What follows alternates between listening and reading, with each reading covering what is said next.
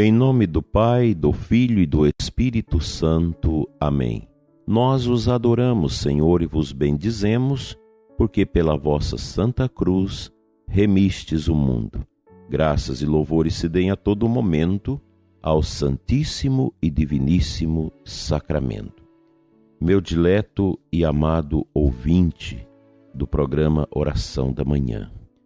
Hoje nós somos chamados e convocados pela nossa fé a olharmos para Jesus Eucarístico, a realizarmos a nossa adoração.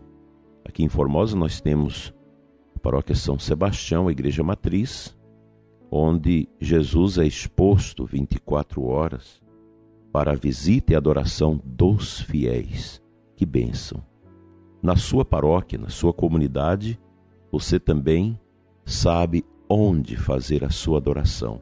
Mesmo na correria do dia a dia, não deixe de ir ao encontro de Jesus Eucarístico e silenciosamente adorá-lo e criar essa intimidade, esse laço de comunhão com Ele que vai revigorar suas forças, te dar alento, esperança e uma alegria que não vem deste mundo. Nós vivemos um momento muito difícil no mundo. Guerras, brigas, confusões, pandemia, todas estas situações que têm deixado o coração das pessoas vulneráveis à solidão, à depressão, à tristeza. E eu digo para você, em certas circunstâncias da vida, só Cristo, só Jesus e somente a oração é a força, a alavanca para nos levar adiante. Santo Tomás de Aquino, nas suas meditações quaresmais, para esta quinta-feira, ele nos apresenta o tema A Paixão de Cristo se realizou a modo de sacrifício. Chama-se sacrifício em sentido próprio, o que é feito como uma honra propriamente devida a Deus, com o fim de o aplacar. E por isso diz Santo Agostinho, citado por Santo Tomás, é verdadeiramente sacrifício toda a obra feita com o fim de nos unirmos com Deus numa sociedade santa, isto é, uma obra referida ao fim bom, cuja posse é capaz de nos dar verdadeiramente a felicidade. Ora, Cristo se ofereceu a si mesmo para sofrer por nós, e o próprio fato de ter padecido voluntariamente a sua paixão foi sobremaneira aceito de Deus, como proveniente de uma caridade máxima, por onde é manifesto que a paixão de Cristo foi um verdadeiro sacrifício. E como Santo Agostinho acrescenta a seguir no mesmo livro, os sacrifícios primitivos dos santos foram sinais variados e múltiplos desse verdadeiro sacrifício. Esse sacrifício único foi simbolizado por numerosos sacrifícios, do mesmo modo que uma mesma realidade é designada por numerosas palavras, a fim de que fosse grandemente recomendado, sem nenhum útil encarecimento. Mas, continua Santo Agostinho, consideramos 4 elementos num sacrifício: aquele a quem o oferecemos, a quem o oferece, e o que é oferecido e por quem o é. Assim, o mesmo, só único e verdadeiro mediador, reconciliando-nos com Deus pelo sacrifício da paz, deveria permanecer uno com aquele a quem oferecia este sacrifício, reunir em si, numa unidade, aqueles por quem o oferecia, e ser simultânea e identicamente o oferente e a oferenda. É verdade que nos sacrifícios da lei antiga, que eram figura de Cristo, nunca se oferecia carne humana, mas disso não segue que a paixão não tenha sido um sacrifício, pois, embora a realidade corresponda à figura de certo modo, não corresponde totalmente, pois a verdade há de ser necessariamente ultrapassar a figura. Por isso é convenientemente a figura deste sacrifício, pelo qual a carne de Cristo é oferecida por nós, foi a carne, não dos homens, mas de animais irracionais que significavam a carne e Cristo. A carne de Cristo é o profetismo dos sacrifícios pelas razões seguintes. Primeiro, porque sendo carne de natureza humana, é convenientemente oferecida pelos homens que a tomam sob a forma de sacramento. Segundo, porque sendo possível e mortal, era apta para a imolação. Terceiro, porque sendo isenta de pecado, tinha a eficiência para purificar dos pecados.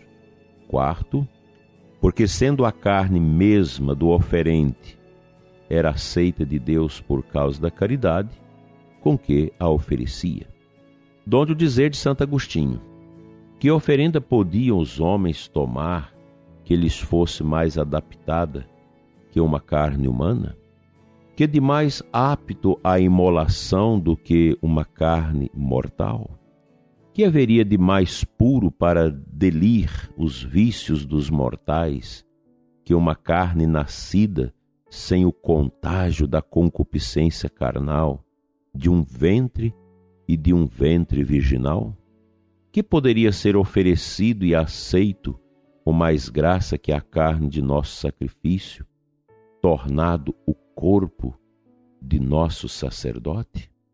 Veja, dileto ouvinte, a riqueza destas palavras, desses ensinamentos. Por isso que dificilmente uma pessoa não católica que leia Santo Agostinho e Santo Tomás de Aquino não deixe as suas outras práticas para ser realmente católico. Pois os ensinamentos de Santo Tomás e de Santo Agostinho, os dois grandes pilares da Igreja Católica, revolve dentro de nós todo o lodo da ignorância, da falta de consciência, para adentrarmos os pórticos objetivos da fé esclarecida e aprofundada para nos levar à verdadeira entrega a Deus. Cristo por nós se ofereceu. A carne pura de Cristo tornou-se alimento eucarístico para todos nós.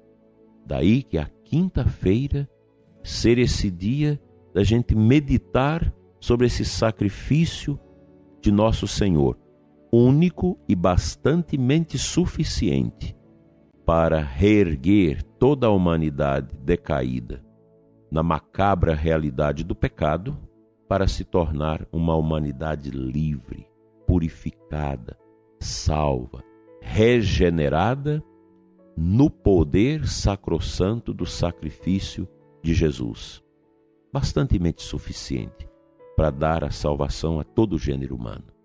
Entre e aproveite, prezado ouvinte, na presença de Cristo, no Santíssimo, e contemple a sua entrega por você, por todos nós, e a sua permanência de modo incruento na Eucaristia, nos nossos altares, para alimentar nossa caminhada para Deus.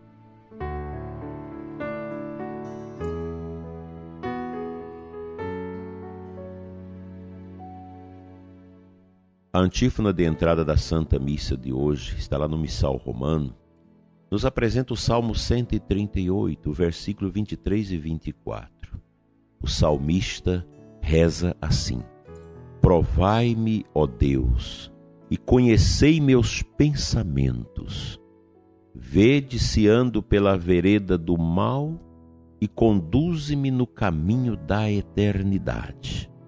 Eu gosto de citar estas antífonas, pois elas são profundamente estudadas e bem preparadas pelos liturgistas que compuseram o Missal Romano. O Missal Romano é aquele livro vermelho em cima do altar, onde contém todas as celebrações eucarísticas. Não foi um livro que nasceu da noite para o dia. Ele é fruto de uma caminhada histórica, da Igreja, povo de Deus, corpo místico de Cristo, ungida pelo Espírito Santo ao longo desses 2000 anos. E o salmista aqui, ele reza, ele pede que essa força divina de Cristo alcance o seu coração para lhe dar o verdadeiro discernimento se estão os seus passos no caminho do bem ou no caminho do mal. E se está no caminho do mal, e às vezes ele não tem consciência disso, ele pede que Deus o conduza no caminho da eternidade com ele. Também esse deve ser o nosso projeto de vida.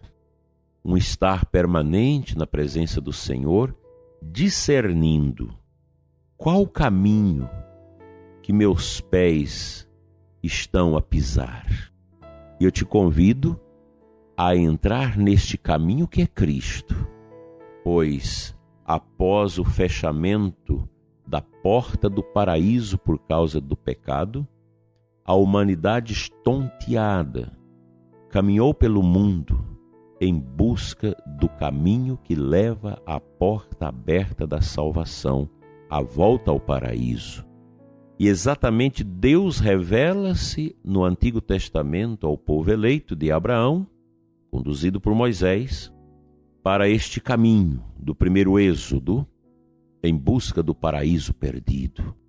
E Cristo, que vem também do deserto, ao encontro de João Batista para banhar-se batismalmente no Rio Jordão, inaugura o caminho verdadeiro, que ele diz: eu sou o caminho, eu sou a porta das ovelhas.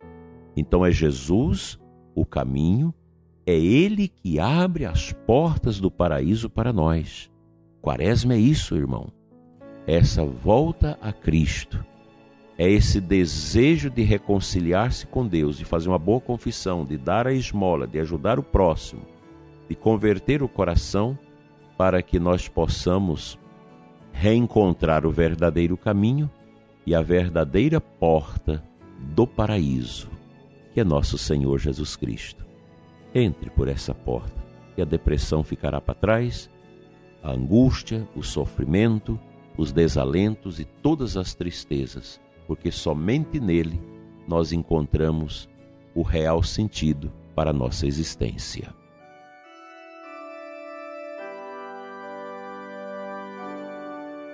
Pai Santo, abençoa o coração do ouvinte que me escuta neste momento.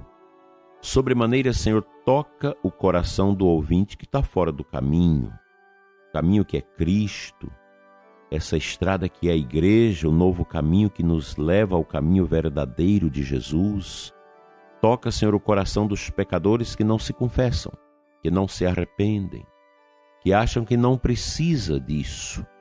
Toca, Senhor, nesta manhã, nossos corações endurecidos, para que possamos melhor te servir, amar e glorificar. Amém.